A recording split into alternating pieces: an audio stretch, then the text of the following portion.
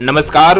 मध्य प्रदेश की ताज़ा और बड़ी खबरें रोजाना देखने के लिए हमारे चैनल कमल गुरु को सब्सक्राइब जरूर करें और साथ में बेल आइकन को दबाएं। आप मध्य प्रदेश के किस जिले से इस न्यूज को देख रहे हैं कमेंट बॉक्स में लिखकर जरूर बताएं। आइए देखते हैं मध्य प्रदेश से आज दोपहर की बड़ी खबरें।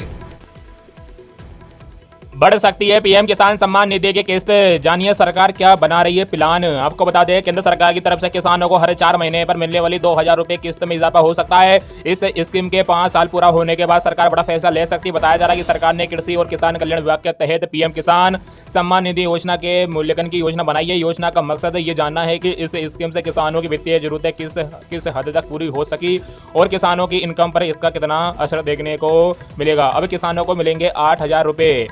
इकोनॉमिक टाइम्स की रिपोर्ट के मुताबिक पीएम किसान सम्मान निधि योजना के तहत केंद्र सरकार अब किसानों की राशि में 2000 रुपए इजाफा करने की तैयारी में। यानी साल में किसानों को पहले 6000 रुपए मिलते थे, अब 2000 रुपए की बढ़ोतरी से किसानों को साल में सीधे 8000 रुपए मिल सकते हैं। क्या है सरकार की योजना? सरकार की मंशा इस बात को जानने को भी है कि पीएम किसान योजना को विभिन्न राज्यों में कैसे लागू किया गया है और क्या अभी इनमें किसी बदलाव की जरूरत है। साथ ही किसान सम्मान निधि योजना के मूल्यांकन उद्देश्य भी समझाना है। पीएम किसान के तहत किस्तों का सीधे बैंक अकाउंट में ट्रांसफर यानी डायरेक्ट बेनिफिट ट्रांसफर के किसानों की आय बढ़ाने का बेहतर तरीका है या नहीं। अधिकारी ने कहा कि योजना के मूल्यांकन की अवधि 6 महीने की होगी। बता दें पीएम किसान सम्मान निधि दुनिया की सबसे बड़ी प्रत्यक्ष लाभ हस्तांतरण योजनाओं में से एक है।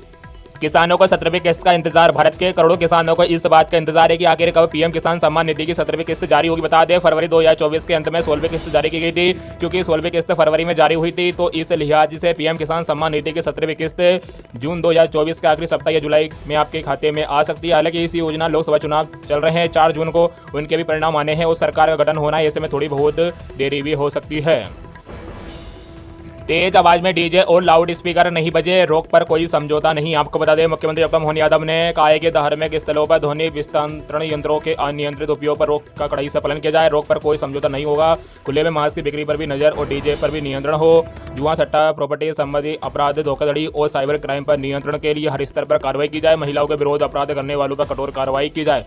पुलिस के वरिष्ठ अधिकारी रात में थानों का आकस्मिक निरीक्षण करें। मुख्यमंत्री डॉक्टर यादव मंत्रालय में कानून व्यवस्था की समीक्षा कर रहे थे। बैठक में मुख्य सचिव बीरा राणा, प्रमुख सचिव गृह संजय दुबे आदि वरिष्ठ अधिकारी उपस्थित थे। मुख्यमंत्री ने कहा कि जिन क्षेत्रों में अधिक आपराधिक गतिविधियां हैं वहां सीसीटीवी कैमरों की व्यवस्था की जाए। मुख्यमंत्री ने दोपहर करीब 12:30 बजे से 3 बजे तक अफसरों की बैठक ली। सूत्रों की माने तो बैठक में उनके तेवर काफी सख्त थे। उन्होंने अफसरों से कहा कि अधिकांश पुलिस अफसर रात्रि में थानों का आकस्मिक निरीक्षण नहीं करते। उन्होंने अफसरों से पूछा कि कितने रात में नाइट विजिट किया। सीएम ने कहा कि उन्हें इस बात की भी शिकायत मिली है कि बाहर के प्रदेशों से आने वाले वाहनों से कई जगह पुलिस वसूली करती है। इस पर सख्ती से रोक लगनी चाहिए। छठे चरण का रण, 8 राज्यों में लोकसभा की 58 सीटों पर आज वोटिंग। आपको बता दें लोकसभा चुनाव के छठे चरण में शनिवार को 8 राज्यों एवं केंद्र शासित प्रदेशों के 58 संसदीय सीटों पर मतदान होगा। इसके साथ ही उड़ीसा विधानसभा के तीसरे चरण के लिए 42 सीटों पर वोटिंग हुई। चुनाव आयोग द्वारा दी गई जानकारी के मुताबिक 58 सीटों पर मतदान सुबह 7 बजे से शाम 6 बजे तक कराया जाए। कुछ मतदान केंद्रों पर मतदान समाप्त होने का समय परिवर्तित किया जा सकता है। इस चरण में केंद्रीय शिक्षा मंत्री धर्मेंद्र प्रधान, पूर्व केंद्रीय मंत्री मेनका गांधी, हरियाणा के पूर्व सीएम मनोहर लाल की किस्मत ईवीएम में बंद होगी। खरीफ के लिए सभी स्थानों पर पर्याप्त मात्रा में उर्वरक उपलब्ध हो। आपको बता दें मुख्यमंत्री डॉक्टर मोहन यादव ने कहा है कि खरीफ के लिए सभी स्थानों पर पर्याप्त मात्रा में उर्वरक उपलब्ध हो। यह सुनिश्चित किया जाए कि कहीं भी कालाबाजारी की संभावना निर्मित न हो। प्रदेश में पर्याप्त उर्वरक उपलब्ध कराने के लिए केंद्र सरकार से निरंतर संपर्क किया जा रहा है। उन्होंने कहा कि कृषकों को संतुलित उर्वरक एनपीके के उपयोग के लिए प्रोत्साहित किया जाए। मुख्यमंत्री डॉक्टर यादव मंत्रालय में कृषि आदान की समीक्षा कर रहे थे। बैठक में मुख्य सचिव श्रीमती बीरा राणा, कृषि उत्पादन आयुक्त अशोक बड़वाल, प्रमुख सचिव सहकारिता आदि अधिकारी उपस्थित थे। मुख्यमंत्री ने प्रदेश में यूरिया, डीएपी, एनपीके, एमएसपी और एमओपी उर्वरक की मांग अब तक प्राप्त मात्रा तथा वितरण व्यवस्थाओं की जानकारी प्राप्त की। इस राज्य की बेटियों के लिए सरकारी स्कीम, जन्म से लेकर 12वीं की पढ़ाई तक सरकार देती है आर्थिक मदद। आपको बता दें यूपी की सरकार बेटियों के लिए एक ऐसी स्कीम चलाती है जिसमें बेटियों की 12वीं तक की पढ़ाई के लिए आर्थिक मदद दी जाती है। स्कीम का नाम है मुख्यमंत्री कन्या सुमंगला योजना। इस स्कीम में 25,000 रुपये की आर्थिक मदद बेटी के परिवार को 6 किस्तों में दी जाती है। पहले यह सहायता राशि 15,000 थी, जिसे वित्तीय वर्ष 2024-25 से 25,000 रुपये कर दिया गया है। जो लोग आर्थिक रूप से कमजोर है उनके लिए ये स्कीम काफ़ी मददगार हो सकती है। आइए जानते हैं इस स्कीम से जुड़ी कुछ खास बातें। इस योजना के तहत पहली किस्त बेटी के जन्म के समय दी जाती है। इसमें पहले 2,000 रुपये मिलते थे, लेकिन अब 5,000 रुपये दिए जाएंगे। इसके बाद 1 साल का टीकाकरण पूरा करने के बाद 2,000 रुपये मिलेंगे। पहली कक्षा में दाखिल के समय 3,000 रुपये दिए जाएंगे। छठी कक्षा में आने पर 3,000 रुपये और 9वीं क्लास में एडमिशन के समय 5,000 रुपये दिए जाएंगे। 10वीं और 12वीं कक्षा का एग्जाम पास करके या 2 साल के किसी डिप्लोमा कोर्स में दाखिला लेने पर अब 7,000 रुपये की आर्थिक मदद दी जाएगी। इस तरह कुल 25,000 रुपये दिए जाएंगे। योजना के तहत लाभार्थियों के खातों में डायरेक्ट बैंक ट्रांसफर के माध्यम से पैसा जमा किया जाएगा। स्कीम के लिए पात्रता। लाभार्थी परिवार की वार्षिक आय अधिकतम 3 लाख तक होनी चाहिए। लाभार्थियों का परिवार उत्तर प्रदेश का निवासी होना चाहिए और उसके पास स्थायी निवासी पत्र हो।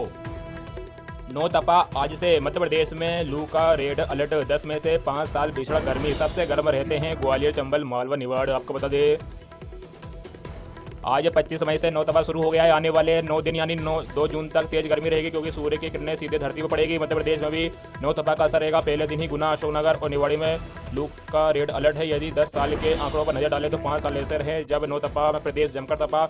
सबसे गर्म ग्वालियर, चंबल, मालवा, निवाड़ा है। अब की बार भी इन्हीं जिलों में भीषण गर्मी पड़ेगी। इससे पहले शुक्रवार को राजगढ़, रतलाम, नीमच में रिकॉर्ड 46 डिग्री पारा रहा है। इनमें राजगढ़ सबसे गर्म रहा। यहाँ दिन का तापमान 46.3 डिग्री दर्ज किया गया। वही 12 शहरों में तापमान 44 डिग्री के पार रहा। मौसम विभाग ने शनिवार को छिंदवाड़ा, सिवनी, मंडला और बालाघाट में आंधी बारिश का अलर्ट भी जारी किया गया है। IIMD भोपाल के सीनियर वैज्ञानिक डॉक्टर वेद प्रकाश सिंह ने बताया कि 31 मई तक प्रदेश में भीषण गर्मी का अलर्ट है। ग्वालियर, चंबल, इंदौर, उज्जैन संभाग में तेज गर्मी पड़ेगी। अन्य जिलों में भी हीट वेव यानी गर्म हवाओं का रहने का अनुमान है।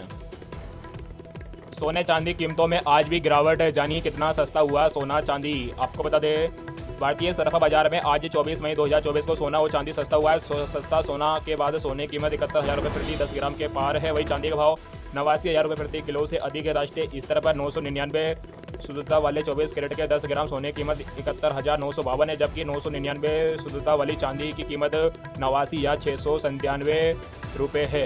Indian Boolean and jewellers association के मुताबिक गुरुवार की शाम को 24 कैरेट का शुद्ध सोना 72,826 रुपये प्रति 10 ग्राम था, जो आज सुबह 71,952 रुपये पर आ गया। इसी तरह शुद्धता के आधार पर सोना और चांदी दोनों सस्ते हुए हैं। आधिकारिक वेबसाइट के मुताबिक आज 995 प्योरिटी वाले 10 ग्राम सोने के दाम घटकर 71,664 रुपये पहुँच गए हैं। वही 916 यानी 22 कैरेट प्योरिटी वाला 10 ग्राम सोना आज 65,908 रुपये का हो गया है। इसके अलावा 750 प्योरिटी वाले यानी 18 कैरेट सोने के दाम 53,964 पर आ गए हैं। वही 585 प्योरिटी वाला गोल्ड 14 कैरेट आज सस्ता होगा 42,092 रुपये पर आ गया। इसके अलावा 999 प्योरिटी वाली 1 किलो चांदी आज 89,697 रुपये की हो गई है।